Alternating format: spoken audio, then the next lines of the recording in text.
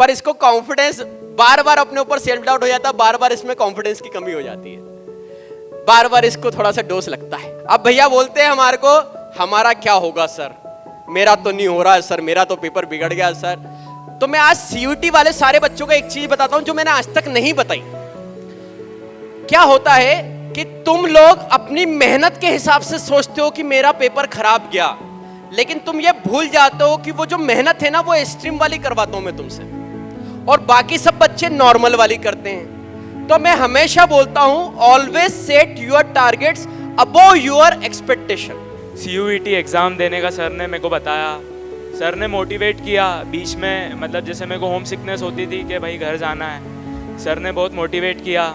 Let's give a huge round of applause for Aditya Ameria. Aditya ने साबित कर दिया है कि लगन और मेहनत का फल जरूर मिलता है।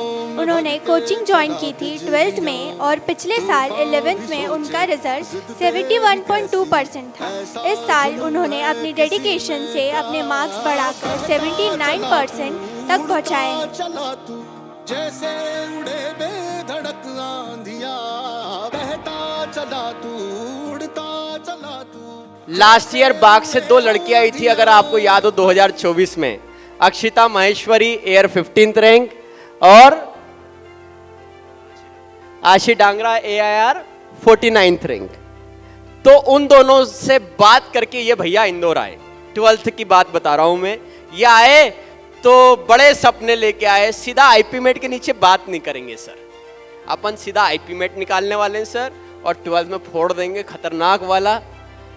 फिर ये इसका दोस्त, इसके पापा मम्मी मेरे पास आए, और उस दिन किस्मत से मैं फ्री था, मई का टाइम था शायद, मैं फ्री था। तो वो आए थे 2 बजे, 6 बजे तक बैठे रहे, पूरी इनकी डिटेल्ड काउंसलिंग हुई। पर इसको कॉन्फिडेंस बार बार अपने ऊपर सेल्फ डाउट हो जाता है, बार बार इसमें कॉन्फिडेंस की कमी हो जाती है, बार बार इसको थोड़ा सा डोज लगता है। तो देता रहा मैं। फिर वही बात जो हमारी जीजी ने करी, भैया को भी याद है घर की, निकल गए नवंबर के बाद घर। सर अब नहीं हो पाएगा इंदौर में, अब तो मैं घर ही जाऊंगा, आपसे बने जो कर लो। बहुत माथा बच्ची करी, इससे पर नहीं रुका सर। प्री इनवल एग्जाम, पापा ने बोला कि भले तू कुछ मत कर, पापा ने स्पेशल प्री इनवल एग्जाम के दिन गाड़ी से इसको भेजा कि भैया तू एग्जाम दे, क्या कम से कम एग्जाम दे, बाकी तू भले घर में रहे। पर 2 महीने में इससे टच में रहा कि भैया इसका मोरल एकदम डाउन नहीं हो जाए। 11th तक इसका बेस 0 था, क्योंकि गांव में कुछ भी 11th में कंसेप्ट क्लियर नहीं करे थे। फिर भी 12th में 78% तक तो गाड़ी पहुंच गई। अब सीयूटी की तैयारी मुझसे कर रहा था ऑलरेडी 1 ईयर वाली बैच में, तो इतना तो पढ़ा ही दिया था कि इनको एक बार का आता है। सीयूटी के एग्जाम के टाइम पे इनको पता है कि मेरी कंडीशन क्या थी, पर एक बार पढ़ चुके थे तो इनका रिवीजन चल रहा था।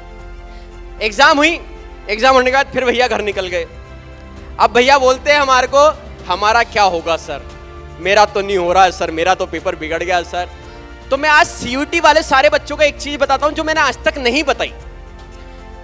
क्या होता है कि तुम लोग अपनी मेहनत के हिसाब से सोचते हो कि मेरा पेपर खराब गया, लेकिन तुम ये भूल जाते हो कि वो जो मेहनत है ना वो एक्सट्रीम वाली करवाता हूं मैं तुमसे, और बाकी सब बच्चे नॉर्मल वाली करते हैं। तो मैं हमेशा बोलता हूं, always set your targets above your expectation. तो जब आप उस टारगेट की मेहनत करते हो ना, तो इसको क्रॉस करते यहां तक तो आ ही जाते हो। तो मेरे जो बच्चे होते हैं ना, मैं उनसे यहां की बात नहीं करता, मैं यहां की मेहनत करवाता हूं। यहाँ की मेहनत करते करते कब वो अपना बार यहाँ तक ले जाते हैं और कब उनका रिजल्ट बन जाता है। और जब रिजल्ट बनता है तब हर बच्चे के मुंह से यही बात सुनोगे कि यार हमको विश्वास नहीं था कैसे हुआ, क्योंकि मैंने उनको मेहनत करने की उस लेवल की आदत डाली। और यही आदत मैं हर बच्चों में डालता हूं। उनको लगता है सर रोज क्यों पुश कर रहे हैं, मैं इसलिए करता हूं कि आप अपने लिमिट को क्रॉस कर दो। बस एक बार अपना बेंचमार्क तोड़ दो, उसके बाद जीवन में लिमिटलेस हो जाओ। तो घर से बोलता सर दूसरे कॉलेज में एडमिशन ले लूं, और एक जगह पे तो 30,000 50,000 कितने भर भी आया, सर अपना तो नहीं हो रहा।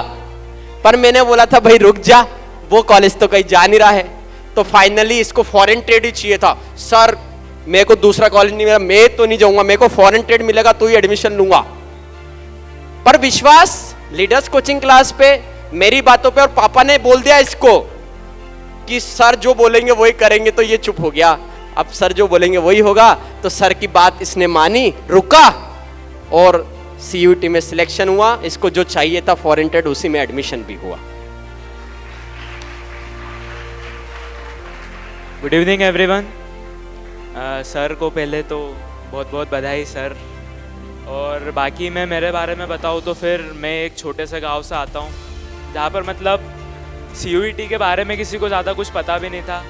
और बाकी सर ने जैसे बताया कि मतलब मैं हवा में ही बात कर रहा था तो उस हिसाब से सर ने मेरे को ज़मीन पे लाया सर, और फिर उन्होंने बताया कि चलो ठीक है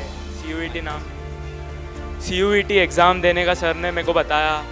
सर ने मोटिवेट किया बीच में, मतलब जैसे मेरे को होम सिकनेस होती थी कि भाई घर जाना है, सर ने बहुत मोटिवेट किया और बस फिर रिज़ल्ट आपके सामने है।